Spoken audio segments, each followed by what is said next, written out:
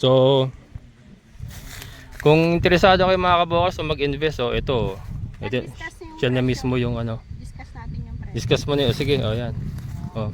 Yun po, ang price po natin dito, 2.7 per square meter. Yan. Direct lot owner kay sir.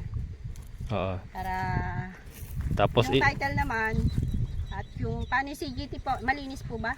CGT. Sagot nyo. Ang CGT po at transfer title, as nakabuo naman na to, naka-separate na sa ano po, separate na, edi yung transfer title at CGT, sagot po ng buyer dahil mababa na po yung presyo nito.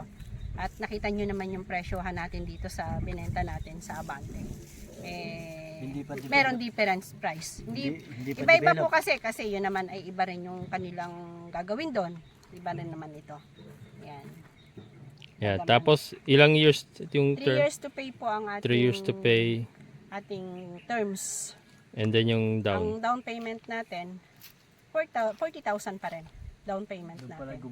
Per Per square meter. Per 100. 100 square meter. So 1 to yun, di ba? Oo. So times 40. Times 4. Ano natin? 12 times 40. Oo. Ganon. Yun ang down payment. Oo. Tapos the remaining TCP payable in 3 years. Ayun. Instead na cash, magana rin kasi 3 years pa naman ang kanyang remaining balance. Tapos ang mode of payment, direkta kay sir? Ay, sir na. Ayan, Sila naman direkta kay mag-uusap. sir. Ano po? Siya ang may-ari.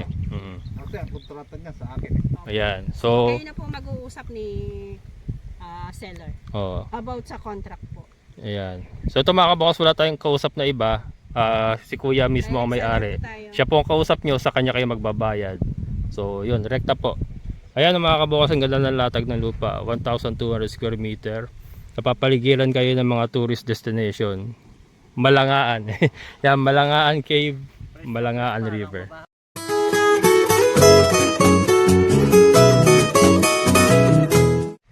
Hello mga kabukals. Andito tayo sa Barangay Tukod pa rin, malapit sa ating area. Kasama ko si Ate Glenda.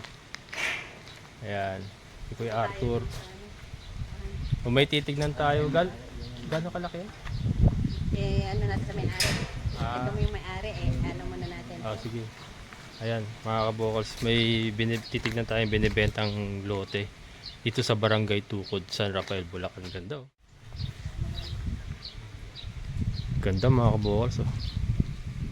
Ang farm natin, sir, kasi pang farm. Pang farm talaga. Ganda naman itong bundok na to. Anong bundok ba yan? Ha? Ano yan? Tukod. Yan ba yung kinakwari? Hindi. Yan yung mga laan. Malanga. Yan yung pinupuntahan mga, yung ano, may cave. Ayan pala yun. Pwede dito sa kasi mag-farm. Ito ba yung mga ano na yan? Sinubdivide na yan yung mga yan? Oo. Yan yung sinasabing dating ano, no? Oo. Yung patag. Ito yung nauna. Yes. Yan yung nauna. Yan naman sir yan kasi dali. Ganda rito mga kabukals. Ito yung papuntang ano, phase 3. Phase 3. Di ba phase 1 tayo? Doon tayo phase 1. Tapos phase 2. Ayan, phase 2 yan. Ayun, phase 3. Doon. Ayan. So ito mga kabukals, hindi subdivide to alamin natin mamaya.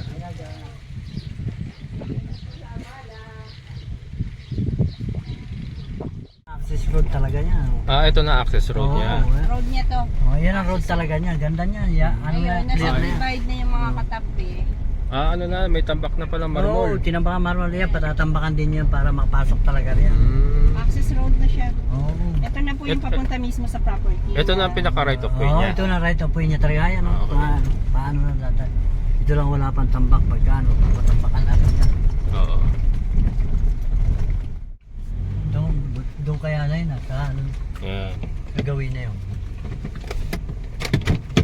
Ayan mga kabukals, nandito tayo sa site. Barangay Tukod pa rin to. Direct to owner tayo. Ayan sila Kuya Arthur. Siya yung nagsuro. May traktora kasi yan si Kuya Arthur. Siya yung nagsuro niya mga kabukals. Ayan o, nakita nyo may mga sinuro na yung mga kalsada. Si Kuya Arthur ang gumawa niya. Meron siya kasi siyang traktora. Ito Ano to te? Mga sub, ano to, minimum cut Na-subdivide na yan. yan. 100 square meter din? Oo, na-subdivide na yan. Ngayon, yung ibebenta natin, dito pa rin yan sa may may-ari. Ito yung akin. Ah, Yung 1-2. ito yung 1, 2. Ito po yung 1,200 Ayan, plus. kapag Ito na ganyan, mismo. ito na ito na mismo. Itong buo na yan. Ito na pinagkanalan. Ayan o. Nakataas siya. 1,200 square meter. Ayan mga kabokals. Diretso raw. Ay, sa may kawayan po. Tipin po natin yung end ng property ko. Kasama natin ang ating mismong seller po ang ating kausap dito. Ayan. Ito mga kabokals, sa direkta po tayo, kasama natin yung mismo may-ari ng lupa. 1,200 lang po ito, pang farm lot lang po ng mga client natin na hindi pa nakakapag. Sinuro. Sinura lang po ito. Dito lang. Hindi na kasama yan. Di na rin pala kasama yan kaya. Dito lang po, kaya. Ito, sa may bayugin.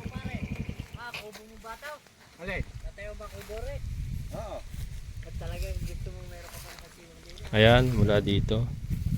Ere siguro, ere ditulog. Hindi yan. Pero buhon. Ere. Pero po Ah, hindi buhon. pare? Hindi pa rin. Iba pa yan. Ayun. Kalsada yan. Kalsada ko yan eh. Kalsada ito. Kalsada to. Pag gano'n, may kalsada ako rito. Ito. Saka yung poste na yun na may damo-damo. Tapos papunta ron. Sa baba pa ron. Oo. Ganun ha. Irang 1-2. Hanggang Ayan sa ang plug, 1-2. hanggang sa plug na pula hanggang. Ilan po yung lagpas na yun? 1, 2. Ito pala kalsada ito. Kalsada. Walang 1-2-50. Yan. Kagandahan po ay Ito lahat na. patag, no? Kamusta po yung title, sir? Ang title nito is nasa RD. Ano na po? Nakapasok na po? Lowa yun, nakapangalan sa tatang ko. Ako, pa-title na. Paglabas sa akin nakapangalan. Ayun, lipat na lang po sa makakabili yung titulo pa Kung sa doon may ate, kanina yung minamarket nyo ron. sa DI. Yan mga kabokals, si Kuya ang mismo may-ari. Market kayo doon. Sa kanya nakapangalan yung titulo mga kabokals. So yung makakabili, lipat na lang from him dun sa makakabili. 1,200 square meter. Tapos may access road, may right of way. Ayan nga may mga sinasubdivide pa dyan na lote. Pero ito sa kanya kasi, isang malakihan sa kanya, 1,200 square meter nga. Ideal for farm lot. Maganda kasi dito mga kabokals, ayan paano na yan. Pababa. Ilog na, ilog na to. Continue po tayo about dun na tayo dun sa titulo po, bali nakapasok na po sa alias. Ito po kasi ang lupa, yung titulo. Ilan po yung pagkakuha niya? 59,000. 5.9 hectare ang kapugan nun. So kukunin yung 1,200 sa 5.9. So paglabas po nun, sir, yun, nakalabas na yung 1,200 plus ni sir. So paglabas naman nun at may nakabili nito 1,200, lilipat na lang din sa Lipat pangalan na lang. Ganon. Hmm. Pero pag fully paid pa po yun. Fully paid, oh. 3 years to pay naman. Ako parang penas dyan. Arin din yan. Excess ng title yan. So may baba po? Yan, yan. Yung malinis na yan. Ay, malinis na yan. Access na ng title niya ito. Ito, kaya ako, nagtira ako ng daan dito. Saka yun, nung ngayon, Oh. kanto, para dito. Oo. Itong ano, Para may daan pa. Kasi pag nabili nga naman ito, masasaran eh, no? Oo, dahil dito, nagpagawa ako ng daan. Oo. patanan po ang daan. Ito sa mga kapatid ko, napag-iigit din sa akin yan. Ito, Maganda naman yung 1,200 oo, kasi maganda. ito, Nasa itaas. Nasa itaas siya eh. Tapos Years. patag. 3 years to pay. Pwede po ba ditong ano? Pwede bang magmanukan? Pwede ba? Alaga ng hayop, Alagan ganyan. po ng hayop. Pwede. Ano po ito? Residential? Kung panabong lang, pwede. Hindi. Babaho eh, hindi papayag ang San Rafael. Hindi kung backyard. Subdivision yan eh. Kasi ang 1,000 po ay farm. Hindi, merong kung dito kayang ibenta, huwag na. Doon na lang kayo sa engineer. Kasi hindi papayag yung mga yan. Siyempre, babaho. Opo. Pero kung ano lang ng manok na panabong, Panabong pwede. pwede. Dahil walang amo yun. Para malinaw po. Eh. Oo. Para, Pero pagka yung mga 45 days, oo. tigil Oo. hindi pwede. Oo. Eh kung mga kambing oh, ganyan. Kambing pwede. Kambing pwede. Oo. Kambing, saka It's panabong lang. Panabong na manok. Sa 1,000 na to. Oo. Pwede. Kasi yung ibang mga... Wag lang baboy saka poultry. Oo. Oo. Talagay ko kambing pwede. Oh, hindi naman humalangaw ang kambing eh. Pitsi naman yan, pids naman yan eh. Mm. Wala namang kakainin damo dyan. Kaya pids Panabong yun. na manok, shoot ito. Oo. Shoot ito. Oo. Maganda ang panabong. Malaki ang 1,200 kasi malaki ng sa. Malaki yan, ito laki niya na. Ito yung... Kaya doon sa ibaba ng kotse nyo, Ay, sa likod. meron oh. pag ganun yan, may pag ganun yan. Ang ganda sa pulang flag na nakapag ano na. Sa baba na. Hanggang sa may pulang flag. Oo, ayun na. Halika. Gag-guide ko kayo. Ayan mga kabukas, ang ano nga lang po, Nakapula na, nakapula na. panabog na manok, kambing, yun lang. Hindi po pwede yung poultry saka yung baboyan. Kasi nga, ayan may mga Kasi may mga unga naman meron residential kasi parang, Eh, flag niya. Dito. ganyan. Ganon. Eh, di ba puti? Ito. Ito yung pinabigay ko 300 square meter. Mm. Ayan, yung mga may posting yan. Banderitas. Dito lang akin. Ito. Ganda ng latag nito nakatuloy. Kaya dito sa gano'n. Oo. Tapos sa flag na napag gano'n. Ano to? Maganda rin to sa rest house. Rest house, maganda rin. Ito kasi residential na yan mga kabukas. Yung mga flag na yan. Gandun. Residential. Ito. Ito, kasama sa... Kasama pa yan. Kasama pa ito gumano. Tapos, ito. Diretso lang sa baba na yun. Sa pitak. Sa may pitak. Ayan yung 1-2 ito. Pwede pwede sa rest house to. Panabang na manok. Kalat pala siya, palapad no? Palapad siya. Maganda ang foreman niya. Oo, palapad. Para may pagka-triangle ano. Oo. Ay, ni flag ayun, sa puno na yun. Ayun. Oo. Sa baba pa. Ayun, oh. Oh, ayun sa may ano, Sa baba. sa may baba ng pit. Ayan, hanggang dito mga kabukals ko. Ayun, oh. Ayun, sa baba na yun. Ayan, ito. Ayan yung muhon, no? Ayan. Ito, may muhon dito, eh, no? Oo. Ayan. Ayun, yung may flag na yan. Sa may flag. Saka yun yung muhon, ayan. Maganoon. Pag ano na, pasok yung kawayan. Oo. Pasok yung kawayan. Bumaba pa pala sir. Ayun yung muhon. Bumaba lang ng konti lang. Ayun yung mohon. Tapos pasok yung puno doon. Yung mga puno, saka yung bayugin. Napasok pa pala yun. Ayan. Mataas ano? 1,200 square meter mga kabukals. Maganda po ito pang rest house kasi nakaano sa taas. No? Yan, ito. Oo, ang tugon yan, yun. Oo. Yan, Yung bandero plug. na yan. O yung mga bandilang. Oo. Okay. Kalsada Yan, ata to. hanggahan nyo sa kabila. Oo. Ito, lote ito. Ang kalsada, yun, sa gitna na yun. Ayan. Ito lote pa ito. Yan. Ito ang kalsada. Asan po ang entrada nyo dito? Ito na. Oh, Ito ang entrada. ito, kalsada yun eh. Ayan, puro kalsada. Ito mga kabukas, nag-iisang entrada to. Yan ang entrada sa buong 1,200 square meter. Itong ito. Ayan o. Yan yung kalsada. Right of way na yan mga kabukals. Ito yung entrada niya. 1,200 square meter. Ideal to sa staycation kasi ito may mga ano kayo, may mga tourist ano kayo, parang view. Ayan yung mga parang rock formation. Tapos nandito ho yung mga Laan Cave ano. Mga Laan Cave nandito na mga kabukals. Mga Laan River. Ayan. So ito ideal for staycation, bakasyonan, sa mga gusto lang mag-invest. At least ito direkta po tayo kay Kuya na siya mismo yung may-ari, siya mismo yung nakapangalan sa titulo. Direkta po. So doon po sa mga gusto mag-invest, 1,200 square meter. Napapaligiran po kayo ng mga tourist spot, mga Laan Cave. Search niyo po, mga Laan Cave. Sir, Malangaan. Mga Laan. Malangaan. Mga Laan. Malangaan. Malangaan. Malangaan. Ayan pala. Malangaan Cave mga kabukals. San Rafael, Bulacan. Dito po. Dito mismo. Ayan. Dito na po talaga yung mga Malangaan Cave. At saka yung Malangaan River.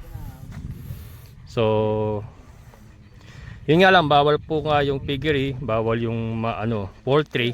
Pero kung panabang na manok, kambing, yan po pwede. And yun nga, rest house, taniman. Taniman pwede. Mga fruit bearing trees, yan po pwede yan. So, kung interesado kayo mga kabukas mag-invest, ito. Diyan na mismo yung Discuss natin yung price. discuss mo na yun. Sige, yan. Yun po, ang price po natin dito, 2.7 per square meter. Yan. Direct lot owner kay sir. Oo. Para Tapos, yung title naman, at yung paano yung CGT po, malinis po ba?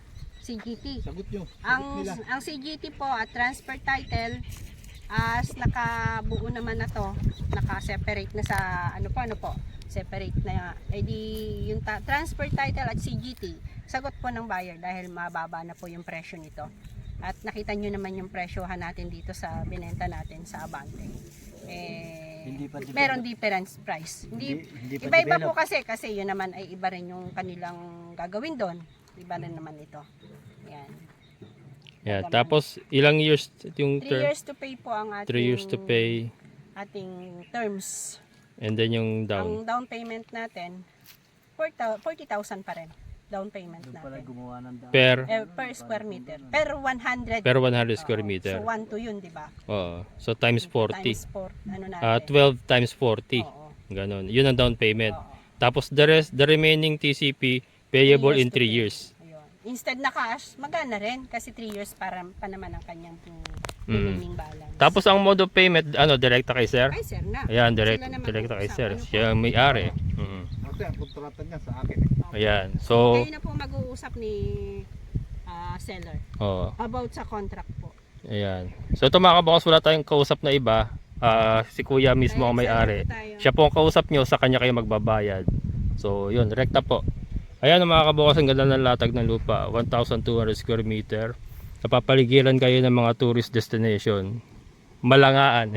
Yan, Malangaan Cave, Malangaan River. Fresh air, ayan. Kaya nga po, bawal yung manukan.